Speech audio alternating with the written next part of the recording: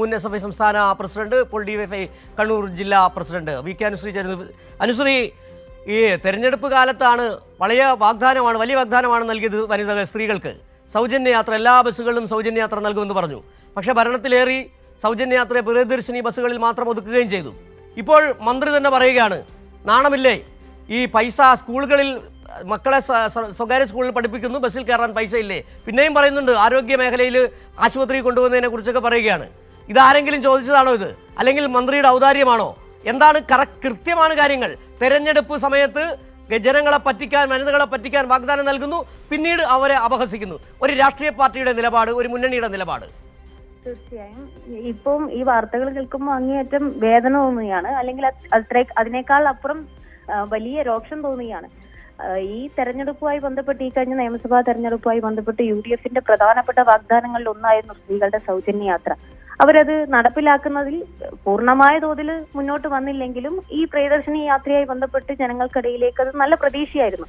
എന്നാൽ ഇപ്പം മന്ത്രിയുടെ ഭാഗത്തു നിന്ന് വന്നിട്ടുള്ള പ്രതികരണം വല്ലാത്ത രീതിയിൽ പാവപ്പെട്ട ജനങ്ങളെ, സ്ത്രീകളെ എന്ന് മാത്രമല്ല, അദ്ദേഹത്തിന്റെ പരാമർശത്തിലുടനീളം പാവപ്പെട്ട തൊഴിലാളികളോട്, സാധാരണക്കാരോടുള്ള ഒരു അധിക്ഷേപം മുഴച്ചു നിൽക്കുന്നതാണ് കാണാൻ സാധിക്കുന്നത്. ഇപ്പൊ അദ്ദേഹം പറയുന്നത് സൗജന്യം കിട്ടുമ്പോൾ തള്ളിക്കയറുന്നവരാണ് എന്ന് പറയുന്നത് അങ്ങേയറ്റം ഒരു ഗവൺമെന്റിന്റെ ഭാഗത്തുനിന്ന് ഈ സാധാരണക്കാരായ ജനങ്ങളെ സേവിക്കാൻ ഉത്തരവാദിത്തപ്പെട്ടവരാണല്ലോ ജനപ്രതിനിധി. അങ്ങനെ ഒരാൾ പറയാൻ പാടില്ലാതെ അതിക്ഷേപകരമായിട്ടുള്ള ഒരു പരാമർശമാണ് ഇപ്പോൾ വന്നിട്ടുള്ളത്.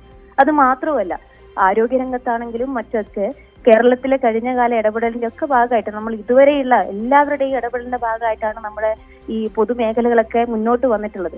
എന്നാൽ അതിനെയൊക്കെ വല്ലാതെ അടച്ചാക്ഷേപിക്കുകയാണ്. നമ്മളൊരു അസുഖം വന്നു കഴിഞ്ഞാൽ ഗവൺമെന്റ് ആശുപത്രികളിലേക്ക് ആളുകൾ പോകുന്നുണ്ടെങ്കിൽ യഥാർത്ഥത്തിൽ ഗവൺമെന്റ് അതിനെ പ്രോത്സാഹിപ്പിക്കണം.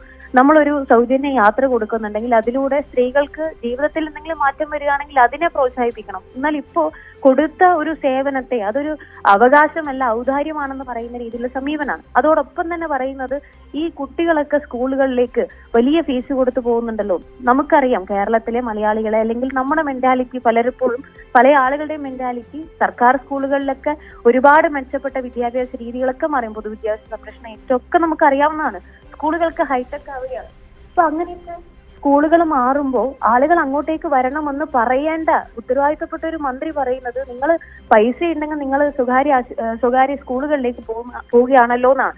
അപ്പൊ അങ്ങനെയുള്ള നിങ്ങൾ ഈ സർക്കാരിന്റെ സേവനം ഉപയോഗിക്കാൻ യോഗ്യരല്ല എന്ന് പറയുന്നതിന് പകരം നിങ്ങൾ യഥാർത്ഥത്തിൽ കൂടുതൽ ആളുകൾ, നിങ്ങൾക്ക് പണമുണ്ടെങ്കിലും നിങ്ങൾ സർക്കാർ സ്കൂളുകളുടെ സേവനം ഉപയോഗിക്കണം, നിങ്ങൾ ഇങ്ങോട്ടേക്ക് വരണം എന്ന് പറയുന്ന ഒരാൾ നേരെ വിപരീതമായിട്ടാണ് പ്രതികരിക്കുന്നത്. യഥാർത്ഥത്തിൽ ഞങ്ങൾ പ്രതീക്ഷിക്കുന്നത് അങ്ങനെയാണ്. നിങ്ങൾ പ്രിയദർശിനി വരുന്നത് പോലെ, നിങ്ങൾ ആരോഗ്യ മേഖലയിൽ പൊതു ആശുപത്രികളിലെ സേവനങ്ങൾ ലഭിക്കുന്നത് പോലെ നിങ്ങളെ കുട്ടികളെ ഇതുപോലെ പൊതുമേഖലയിലെ വിദ്യാഭ്യാസ സ്ഥാപനങ്ങളിൽ കൊണ്ടുവരണം എന്നായിരുന്നു പറഞ്ഞതെങ്കിൽ ഞങ്ങൾക്കത് പ്രതീക്ഷയായിരുന്നു. പക്ഷെ യഥാർത്ഥത്തിൽ പറയുന്നത് ഒരു ഗവൺമെന്റിന്റെ പ്രതിനിധി, ഒരു ജനപ്രതിനിധി പറയാൻ പാടില്ലാത്തവരാണ്. അത് സ്ത്രീകൾക്കെതിരായിട്ട് മാത്രമല്ല, സാധാരണക്കാരോടുള്ള ഒരു അങ്ങേയറ്റം നിഷേധാത്മകമായ സമീപനമാണ്. നമ്മളൊക്കെ ഗവൺമെന്റ് ഇത്തരത്തിലുള്ള സേവനങ്ങളൊക്കെ ചെയ്യുന്നത് നമ്മുടെ അവകാശമാണ്. ജനങ്ങളുടെ, വോട്ട് ചെയ്ത പൗരനോടുള്ള ഉത്തരവാദിത്വവും അതോടൊപ്പം നമുക്ക് വോട്ട് ചെയ്ത പൗരർ കിട്ടുന്ന അവകാശവുമാണ്. അതിനെ അനുശ്രീ, CP ജോൺ തന്നെ ഈ തെരഞ്ഞെടുപ്പ് വിജയം വന്നതിന് ശേഷം മാധ്യമപ്രവർത്തകരുടെ ചോദ്യത്തിന് മറുപടി പറഞ്ഞത് ഈ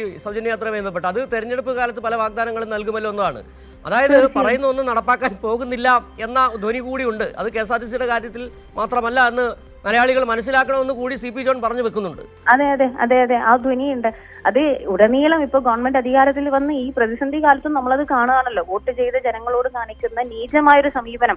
നമ്മൾ യഥാർത്ഥത്തിൽ ഈ പറയുന്ന സ്ത്രീ സുരക്ഷ ആനുകൂല്യം ഉൾപ്പെടെ നിർത്തലാക്കിക്കൊണ്ടാണ് അദ്ദേഹം ഈ പ്രിയദർശിനി യാത്രയിലൊക്കെ UDF-ന്റെ ഗവൺമെന്റ് ഇത് സ്ത്രീകൾക്ക് ഒരു പ്രത്യേക പദ്ധതി എന്നൊക്കെ പറഞ്ഞിട്ട് നടപ്പിലാക്കുന്നത്. യഥാർത്ഥത്തിൽ സ്ത്രീ സുരക്ഷ ആനുകൂല്യമൊക്കെ ഒരു തൊഴിൽ പോലും ഇല്ലാതെ വീട്ടമ്മമാർക്ക് ലഭിച്ചുകൊണ്ടിരുന്ന ആനുകൂല്യമായിരുന്നു. അപ്പൊ അത് പാടെ ഒഴിവാക്കി സ്ത്രീകളുടെ സൗജന്യ യാത്ര നടപ്പിലാക്കി. എന്നാൽ അതുപോലും കൃത്യമായിട്ടുള്ള ഒരു പഠനം പോലും നടത്തിയിട്ടല്ല നടപ്പിലാക്കിയത്. പിന്നീട് നമുക്ക് മനസ്സിലായി KSRTC പ്രശ്നത്തിലേക്ക് പോകുന്നു, ഇതിനൊരു തുടർച്ചയുണ്ടാകുമോ എന്നുള്ള ആശങ്ക ഒരു ഭാഗത്ത് നിൽക്കുന്നു. ഇതൊക്കെ നിൽക്കുമ്പോഴാണ് അതിൽ എന്ത് വേണമെന്ന് പരിശോധിച്ച് നടപടി സ്വീകരിക്കേണ്ട അധികാരികളുടെ ഭാഗത്ത് ഇത്തരത്തിലുള്ളൊരു സേവനം അനുഭവിക്കുന്ന ആളുകളെ തള്ളി പറയുന്ന രീതി ഉണ്ടാകുന്നു. യഥാർത്ഥത്തിൽ ഈ നടപടി മുന്നോട്ട് കൊണ്ടുപോകാൻ എന്ത് ചെയ്യണമെന്ന് കാര്യക്ഷമമായി പഠിക്കുകയാണ് വേണ്ടത്. എന്നാൽ അത് ചെയ്യാതെ വെറും വാഗ്ദാനം, പൊള്ളയായ വാഗ്ദാനമാണ്, ഇത് നിങ്ങൾ ഉപയോഗിക്കാൻ പാടില്ലായിരുന്നു എന്ന് പറയുന്നതിന് സമാനമായിട്ടുള്ള ഒരു രീതി ഇപ്പോൾ നമ്മൾ കാണുന്നത്. അത് തീർച്ചയായും എല്ലാ തരത്തിലും പ്രതിഷേധിക്കേണ്ട ഒരു നിലപാടാണ്. ശരി, വളരെ നന്ദി ശ്രീ അനുശ്രീ.